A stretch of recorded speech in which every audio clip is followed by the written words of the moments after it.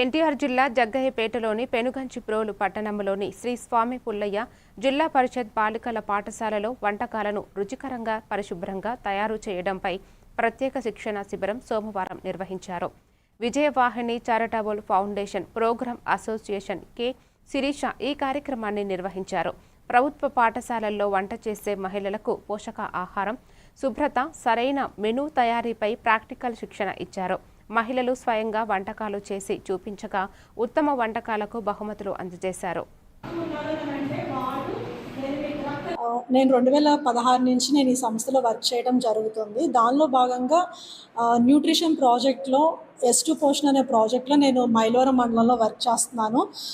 మాకేంటంటే కుక్కమ్ హెల్పర్స్కి ట్రైనింగ్ ఇవ్వాలి అని చెప్పడం జరిగింది గవర్నమెంట్ ద్వారా నుంచి.